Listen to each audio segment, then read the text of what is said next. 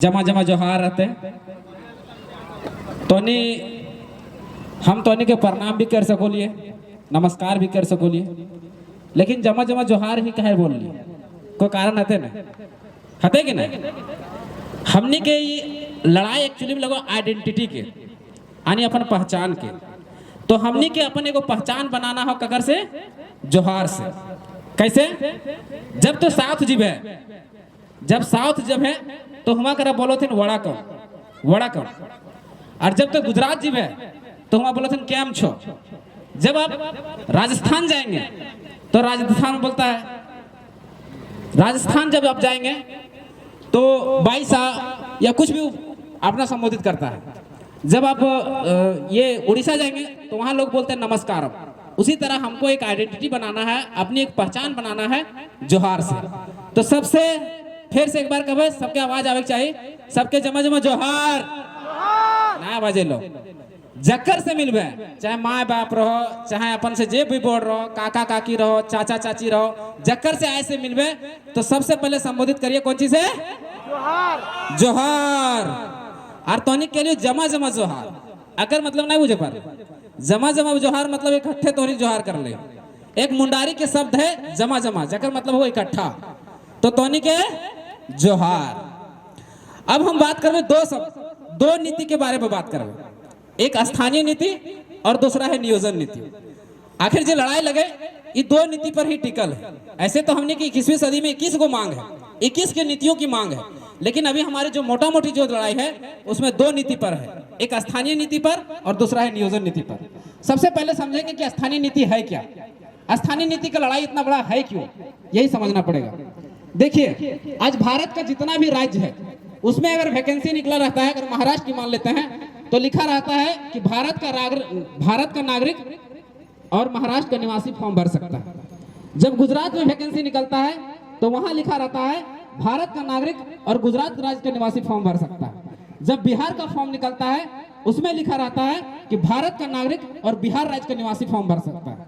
लेकिन झारखंड में जब वैकेंसी निकलता है उसमें लिखा हुआ रहता है कि पूरा भारत का नागरिक फॉर्म भर सकता है। पता है क्यों? एक कॉलम में आपका किस्मत बर्बाद कर दिया, आपका पूरा युवा पीढ़ी को बर्बाद कर दिया, आने वाला जनरेशन को बर्बाद कर दिया केवल एक लाइन में कि पूरा भारत का नागरिक फॉर्म भर सकता है, यानी ओपन फॉर ऑल। झारखंड बाबा जी के ढाबा, यानी सब आके यहाँ नौकरी ले सकता है। तो सबसे पहले हमारा सरकार से मांग यही है कि सबसे पहले परिभाषित करे कि झारखंडी कौन है। झारखंडी को पहले आइडेंटिफाई करे, परिभाषित करे कि झारखंडी कौन है।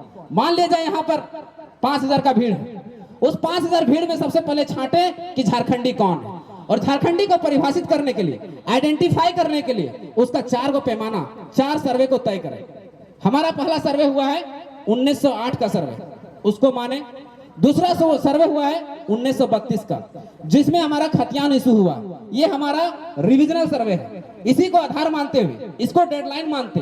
तीसरा सर्वे हुआ 1954 में, चौथा सर्वे हुआ है 1964 में। इस चारों सर्वे को आधार मानते हुए तय करें कि झारखंडी कौन है। जिसको हाथों में खतियान वही झारखंडी। क्या हमारा कोई गलत मांग है?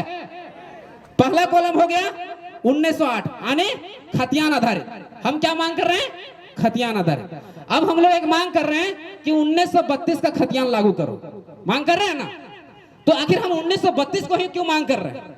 1954 भी है, 1964 भी है, लास्ट डेडलाइन को मानिए 1964। 1932 का मांग इसलिए कर रहे हैं कि ये जो सर्वे हुआ है ये झारखंड के 85% इलाकों में हुआ है। अगर इस सर्वे को शामिल किया जाता है तो झारखंड का 85% इलाका अपने आप कवर हो जाएगा। आनी मान लीजिए कि बाउंड्री, इस बाउंड्री से हमको झारखंड के लोगों को घुसाना है, तो सबसे पहले क्या खोलेंगे? बड़ा वाला दरवाजा खोलेंगे, वही ना, और पहले झारखंडी को उसमें घुसाएंगे। जब घुस जाएगा उसके बाद हम लेंगे 1964 का सर्वे का, क्योंकि ये कोल्हान का जो क्षेत्र है वहां सर्वे हुआ 1964 में, और कुछ कुछ जगहों में सर्वे हुआ है 1954 में, जैसे मेरा गिरिडीह में हुआ 1908 में। तो हम लोग सरकार से ये मांग करते हैं कि जहां जिस जिला में से ऐसा सर्वे हुआ है उसको शामिल कीजिए, और सबसे पहले झारखंडी को परिभाषित कीजिए कि झारखंडी है कौन। पहला कॉलम। दूसरा कॉलम, भूमि संबंधी दस्तावेज के आधार पर झारखंडी को परिभाषित कीजिए। तीसरा कॉलम जोड़िए उसमें भाषा, मतलब जो यहाँ खोरठा, कुड़माली, नागपुरी, पंचबरगनिया जानेगा वही झारखंडी है।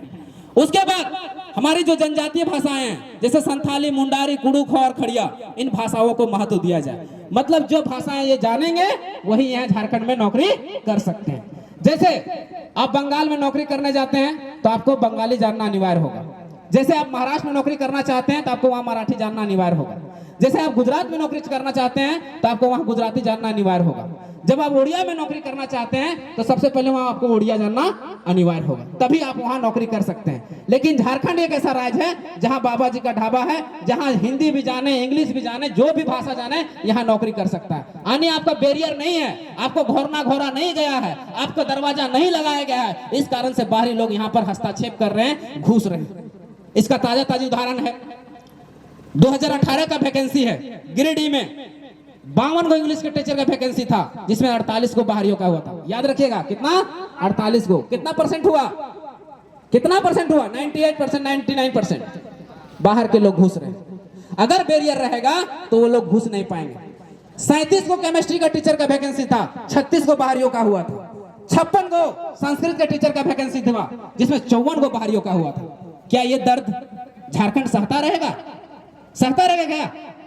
अगर नहीं सहता रहेगा तो खतियान लागू होना जरूरी है। उसके बाद उड़िया सरकार यहां तक भाषाओं के आधार पर कहती है कि he she must to be able read and write speak Odia language, then आप वहां फॉर्म भर सकते हैं। मतलब आपको पढ़ना, लिखना, बोलना, समझना आपको अगर ओडिया में आता है तभी आप ओडिया में फॉर्म भर सकते हैं, तभी आप नौकरी ले सकते हैं। मतलब उन्होंने घोरना घोरा दरवाजा लगाया कि ना आप ओडिया लैंग्वेज को जानिएगा, ना आप वहां फॉर्म भर सकते हैं, ना आप वहां नौकरी ले सकते हैं।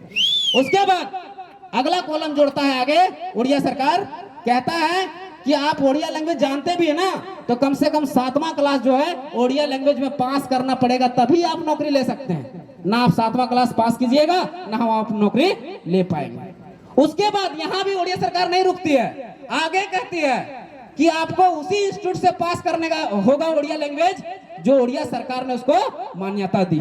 और सेम कहानी, सेम नियोजन नीति बंगाल की बनी हुई है, सेम नियोजन नीति महाराष्ट्र की बनी हुई है, सेम नियोजन नीति गुजरात की बनी हुई है। तो क्या हम गलत मांग कर रहे हैं भाषाओं का? क्षेत्रीय भाषाओं को महत्व देने की जो बात कर रहे हैं, क्या गलत कर रहे हैं क्या?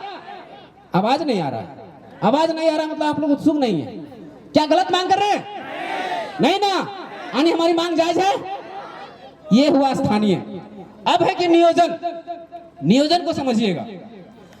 पूरा भारत के 28 राज्य है, 28 राज्य में 18 राज्य नियोजन को जो बनाया है वो 9-10 के फॉर्मूले में, 90-10 के फॉर्मूले में, सॉरी 90-10 यानी मतलब 100 सीट अगर निकल रहा है तो 90 के वहां के राज्य के निवासी नौकरी लेंगे और 10 को बाहर कर लेंगे। लेकिन झारखंड एक ऐसा राज्य है जहां ओपन फॉर ऑल है, यहाँ तो रिजर्वेशन कैटेगरी में बाहर के लोग फाइट कर रहे हैं। तो ये गलत नीति है कि नहीं?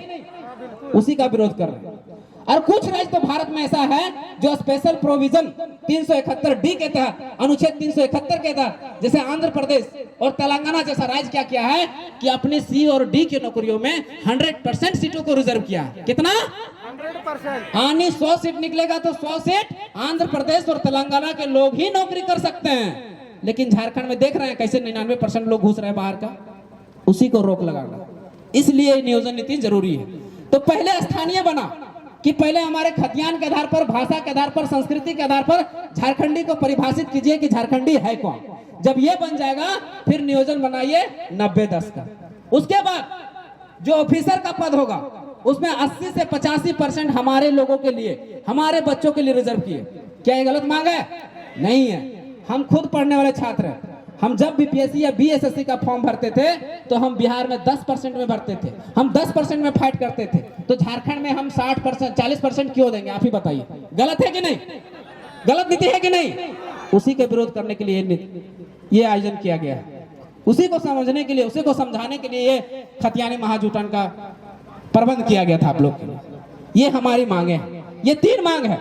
उसके बाद हम सरकार से यह भी आग्रह करते हैं कि जिस तरह से नियोजन नीति में भाषाओं को महत्व दिया गया है इन राज्यों में, उसी तरह से हमारे तरह कड़ाई से लागू करें, कड़े से लागू करें। कड़े से मतलब अगर जो खोटा जानता है, कुड़माली जानता है, नागपुरी जानता है, पंचपरगनिया जानता है, वही यहाँ फॉर्म भर सकता है, वही यहाँ नौकरी ले सकता है।